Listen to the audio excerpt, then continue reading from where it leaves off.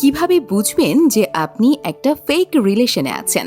Number 1, যদি আপনার প্রিয় মানুষটি বেশিরভাগ সময় সবকিছুতেই আপনার প্রায়োরিটি সবার নিচে রাখে, অর্থাৎ তার কাছে তার ফ্যামিলি আগে, তার বন্ধুত্ব আগে, তার সোশ্যাল মিডিয়া আগে, তার কাজ আগে, আর আপনি সবার শেষে, তাহলে বুঝে নেবেন আপনি তার কাছে একটা মাল্টিপল অপশন আর আপনি একটা মিথ্যা সম্পর্কে নিজেকে জড়িয়ে ফেলেছেন। নাম্বার 2, যদি রিলেশনের শুরুতে সে খুব বেশি আপনার কেয়ার করে, কথায় কথায় বাবু শোনার সাথে সাথে অত্যাধিক আবেগপ্রবণ আচরণ করে, তাহলে বুঝে নেবেন এই সম্পর্ক লং লাস্টিং নয়।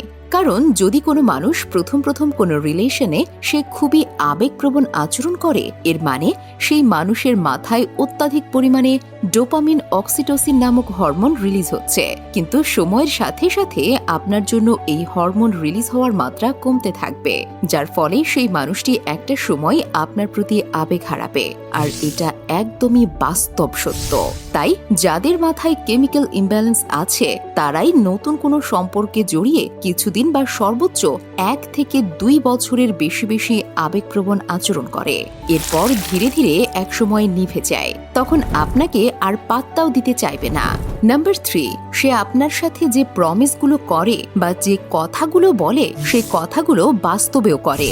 যদি এমনটা না করে শুধু মুখে বলে, তাহলে জেনে রাখুন সে একটা ফেক মানুষ, আর সেই রিলেশনটাও ফেক, কারণ যে মানুষটার মুখের কথার সাথে তার কাজের কোনো মিল থাকতে পারে না, সে কোনো রিয়েল মাইন্ডের মানুষই নয়।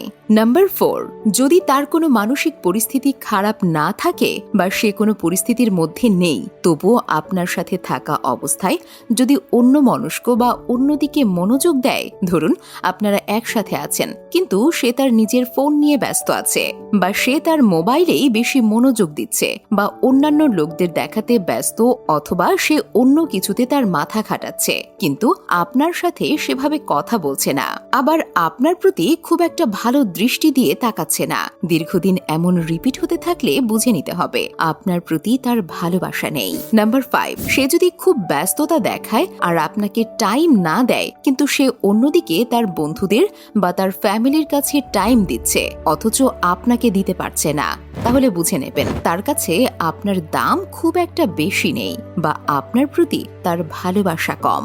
কারণ একটা মানুষ ভালোবাসার মানুষের কাছে টাইম না দিয়ে থাকতে পারে না, তার যতই বিজি শিডিউল বা যতই কাজ থাকুক না কেন, টাইম ঠিকই বের করতে পারে।